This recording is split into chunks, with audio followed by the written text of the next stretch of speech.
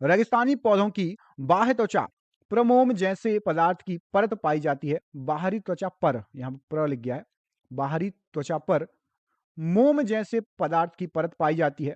यह पदार्थ क्या कहलाता है? तो इस पदार्थ को बोलते हैं cutin. Option number D, cutin कहा जाता है, जो मोम जैसी परत होती है रेगिस्तानी पौधों में खास तौर पर। खारे पानी में पैदा होने वाले पौधे क्या कहलाते हैं? तो जो पौधे खारे पानी में पैदा होते हैं उनको बोलते हैं हेलोफाइट्स। ऑप्शन नंबर बी यहां पर सही आंसर हो जाएगा, हेलोफाइट्स खारे पानी में पैदा होने वाले पौधे कहलाते हैं। अगला क्वेश्चन पूछा गया है, डैश एक मोनोकॉट है, इनमें से क्या एक मोनोकॉट है, आपको यह बताना है। तो इसके लिए सही आंसर हो जाएगा आपका ऑप्शन नंबर डी,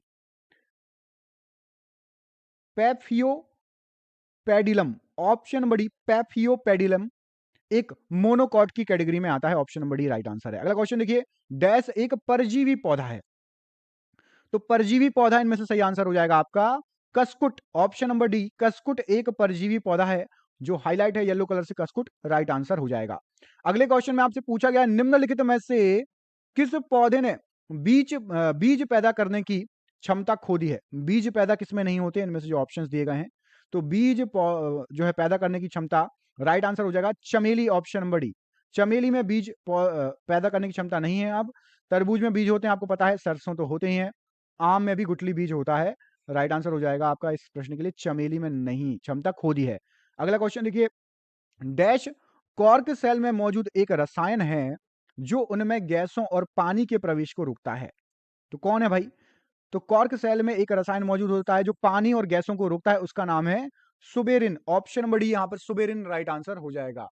अगला क्वेश्चन देखिए, ये रहा आपकी स्क्रीन पर, इसमें आपसे पूछा गया है कि एक सेकंड, आपको चारों ऑप्शन नहीं दिख रहे, थोड़ा दिखा देते हैं। ये लो भाई, ऑप्शन नहीं दिख रहे, तो ये रहे आपके चारों ऑप्शन, अब दिख रहे हैं। क्वेश्चन पूछा गया है आपसे, एक मोटी जेल की तरह घोल बनाने की इसकी क्षमता के कारण डैश का उपयोग जेली, जैम और मुरब्बे को बनाने के लिए कॉमर्शियल या वाणिज्यिक रूप से किया जाता है। तो पैक्टिन, पैक्टिन है जो थोड़ा जेली जैसा होता है, और उसका उपयोग, जैसे आप जेली खाते होंगे, टॉफी वगैरह, जैम खाते होंगे, मुरब्बे खाते होंगे, तो उसमें पैक्टिन का उपयोग किया जाता है। पैक्टिन जेली जैसा घोल बनाने की क्षमता रखता है। बढ़ते हैं अगले क्वेश्चन की तरफ, ये रहा आपकी स्क्रीन पर, इसमें आपसे क्या पूछा गया है, इसको भी थोड़ा ऊपर कर लेते हैं। क्वेश्चन नंबर आपको चौथा ऑप्शन शायद दिख नहीं रहा है, तो ये लीजिए चौथा ऑप्शन, अब दिखने लगा होगा। हाँ, ऊतक संवर्धन में कोशिकाएं कृत्रिम माध्यम से रखी जाती हैं, जहां वे कोशिकाओं के छोटे समूह बनाने के लिए तेजी से विभाजित होती हैं, और उनको क्या कहा जाता है, बताइए। तो यहां पर सही आंसर हो जाएगा थैलस कहा जाता है। ऑप्शन नंबर ए, थैलस जो है वो कोशिकाओं के छोटे समूह बनाने के लिए तेजी से विभाजित हो जाती हैं, उनको थैलस कहा जाता है। Option number A right answer है। बढ़ते हैं अगले क्वेश्चन की तरफ, सोलर सेल बदलता है किस ऊर्जा को किस ऊर्जा में? बिल्कुल सिंपल क्वेश्चन है, एग्जाम में आया हुआ क्वेश्चन है। तो सोलर सेल जो आपका है वो बदलता है, ऑप्शन नंबर बी, सौर ऊर्जा को विद्युत ऊर्जा में। ऑप्शन नंबर बी यहां पर सही आंसर हो जाएगा, सौर ऊर्जा को विद्युत ऊर्जा में सोलर सेल बदलता है। बढ़ते हैं अगले क्वेश्चन की तरफ, ये रहा आपकी स्क्रीन पर, इसमें क्या पूछा गया है, इसमें आपसे पूछा गया है आरडीएक्स क्या है? तो आरडीएक्स जो है, आरडीएक्स एक विस्फोटक है। ऑप्शन नंबर डी, विस्फोटक होता है आरडीएक्स। आपको मुझे आरडीएक्स का फुल फॉर्म कमेंट बॉक्स में कमेंट करके बताना है, आरडीएक्स का फुल फॉर्म क्या होता है, कमेंट बॉक्स में कमेंट करके जरूर बताइए, मैं आपका इंतजार करूंगा आपके कमेंट का। अगला क्वेश्चन देखिए, इसमें आपको चारों ऑप्शन नहीं दिख रहे हैं, रुक जाइए, अब दिखेंगे। हाँ चलिए, समुद्र में जल का रंग नीला दिखता है, निम्न के कारण किसके कारण दिखेगा नीला?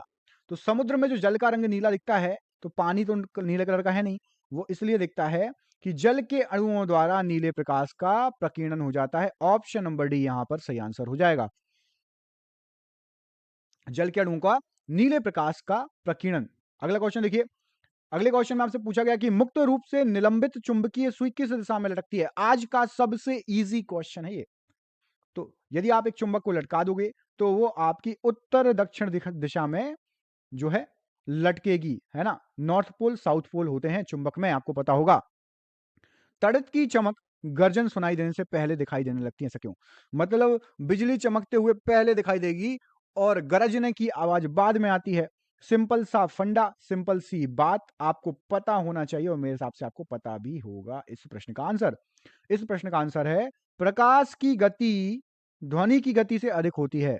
मतलब प्रकाश की गति अधिक होती है और ध्वनि की गति थोड़ी सी कम होती है प्रकाश से, इसलिए आपको ऑप्शन नंबर सी यहां पर इस प्रश्न के लिए सही आंसर हो जाएगा। मैनोमीटर यंत्र का उपयोग इनमें से किसे नापने के लिए होता है? तो मैनोमीटर से आप क्या नापोगे? आप नापोगे गैसों का दाब। ऑप्शन नंबर ए गैसों का दाब यहां पर इस प्रश्न के लिए सही आंसर हो जाएगा। अगले क्वेश्चन पर बढ़ते हैं। ये लीजिए, पूरा नहीं दिख रहा, एक सेकंड इसको ऊपर कर देते हैं। ये लीजिए, अब दिख रहा होगा आपको पूरा क्वेश्चन। प्रेशर कुकर भोजन के पकने के समय को कम कर देता है, ऐसा क्यों? तो प्रेशर कुकर में क्या भाई खासियत रहती है? तो कुकर के भीतर क्वथनांक बढ़ जाता है, ऑप्शन नंबर ए, इस कारण से भोजन जल्दी पक जाता है। ऑप्शन नंबर ए यहां पर इस प्रश्न के लिए सही आंसर हो जाएगा। अगले क्वेश्चन में पूछा गया है सेक्सटेंट यंत्र से क्या मापा जाता है? तो सेक्सटेंट यंत्र से जो है, यहां पर जो ऑप्शंस दिए गए उसमें से आपका सही आंसर हो जाएगा दो वस्तुओं के बीच की कोणीय दूरी मापी जाती है। ऑप्शन नंबर सी दो वस्तुओं के बीच की कोणीय दूरी राइट आंसर हो जाएगा। बढ़ते हैं अगले क्वेश्चन की तरफ। जो वस्तु प्रकाश के सभी रंगों का अवशोषण कर लेती है उसका कैसा रंग होगा? तो जो वस्तु प्रकाश के सभी रंगों का अवशोषण कर लेगी वो काले कलर की होगी। ऑप्शन नंबर डी काला कलर राइट आंसर हो जाएगा। बढ़ते हैं अगले क्वेश्चन की तरफ। सूर्य से उत्सर्जित प्रकाश किरणों को पृथ्वी तक पहुंचने में कितना समय लगता है? तो सूरज से चलती है रोशनी और पृथ्वी तक पहुंचने में उपयुक्त में से कोई नहीं, क्योंकि ये सभी सेकंड में लिखे हैं। तो जब उपयुक्त में से कोई नहीं आंसर है तो आप मुझे कमेंट बॉक्स में कमेंट करके बताएंगे। अब आपके लिए एक ये क्वेश्चन हो गया कि कितना समय लगता है। ठीक है, अब आपको ये कमेंट बॉक्स में मुझे कमेंट करके बताना है कितना समय लगेगा। ठीक है, अगला क्वेश्चन देखिए, दूरदर्शी का उपयोग किसके लिए किया जाता है? तो दूरदर्शी का उपयोग दूर की वस्तुओं को देखने के लिए किया जाता है। ऑप्शन नंबर ए यहां पर सही आंसर है। अगले क्वेश्चन पर बढ़ते हैं। ये रहा आपकी स्क्रीन पर, इसमें पूछा गया है निम्नलिखित में से किस में रेक्टिफायर का प्रयोग किया जाता है?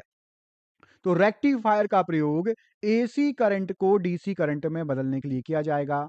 यहां पर ऑप्शन नंबर आपका डी एसी को डीसी में बदलने के लिए राइट आंसर हो जाएगा रेक्टिफायर का उपयोग। अगला क्वेश्चन देखिए, सूर्य की किरणों की तीव्रता मापने वाले उपकरण को क्या कहते हैं? तो सूर्य की किरणों की तीव्रता मापने वाले उपकरण को एक्टियोमीटर कहते हैं। ऑप्शन नंबर सी एक्टियोमीटर यहां पर इस प्रश्न के लिए राइट आंसर हो जाएगा। अगले क्वेश्चन में आपसे पूछा गया है मृग तृष्णा बनने का कारण क्या होता है? तो मृग तृष्णा बनने का जो कारण होता है, सही आंसर हो जाएगा आपका ऑप्शन नंबर ए पूर्ण आंतरिक परावर्तन प्रकाश का। Option number A right answer है। अगले क्वेश्चन में आपसे पूछा गया है प्रकाश का रंग निश्चित किया जाता है। तो प्रकाश का जो रंग है वो उसकी तरंग दैर्ध्य द्वारा निश्चित किया जाता है। ऑप्शन नंबर सी प्रकाश की तरंग दैर्ध्य राइट आंसर हो जाएगा इस प्रश्न के लिए। बढ़ते हैं अगले क्वेश्चन पर। सूर्य की असीमित ऊर्जा का स्रोत क्या है? तो सूर्य की असीमित ऊर्जा का स्रोत नाभिकीय संलयन होता है। ऑप्शन नंबर बी नाभिकीय संलयन यहां पर इस प्रश्न के लिए बिल्कुल सही आंसर हो जाएगा। अगले क्वेश्चन पर बढ़ते हैं। लकड़ी की आयु ज्ञात करने में क्या सहायक है? तो यदि कोई लकड़ी है पेड़ की, उसकी आयु ज्ञात करनी है तो कार्बन, ये मान चलिए टूटी डली हुई है लकड़ी कोई, तो कार्बन 14 विधि होती है लकड़ी की आयु को ज्ञात करने के लिए, जीवाश्म की आयु को ज्ञात करने के लिए। अगला क्वेश्चन देखिए, शुष्क बर्फ किसे कहा जाता है? तो शुष्क बर्फ कहा जाता है ठोस कार्बन डाइऑक्साइड को। ऑप्शन नंबर ए यहां पर सही आंसर हो जाएगा। अगला क्वेश्चन देखिए, इसमें पूछा गया है आधुनिक आवर्त सारणी में समान वर्ग के तत्वों में समान होता है क्या? तो समान वर्ग के तत्व यदि हैं तो उनमें संयोजी इलेक्ट्रॉन समान रहेंगे। ऑप्शन नंबर डी संयोजी इलेक्ट्रॉन आपका सही आंसर हो जाएगा आपके प्रश्न के लिए। अगले क्वेश्चन में आपसे पूछा गया है आवर्त सारणी के समूह में सभी तत्वों के डैश समान होते हैं। तो आवर्त सारणी का जो समूह है उसमें संयोजी इलेक्ट्रॉन जिसके सेम होंगे वो एक ही समूह में रखी जाएंगी। ऑप्शन नंबर सी संयोजी इलेक्ट्रॉनों की संख्या राइट आंसर हो जाएगा। अगला क्वेश्चन देखिए, समूह एक के तत्वों को क्या कहा जाता है? तो समूह एक के तत्वों को कहा जाता है क्षारीय धातु। ऑप्शन नंबर बी आवर्त सारणी में कौन सा समूह शून्य समूह के रूप में भी जाना जाता है? तो शून्य समूह कहा जाता है समूह 18 को। ऑप्शन नंबर ए समूह 18 राइट आंसर हो जाएगा। अगला क्वेश्चन देखिए, कैलिफोर्नियम डैश समूह का सदस्य है। तो जो कैलिफोर्नियम होता है वो एक्टिनाइड श्रेणी जो है समूह का सदस्य है। ऑप्शन नंबर बी एक्टिनाइड यहां पर इस प्रश्न के लिए राइट आंसर हो जाएगा।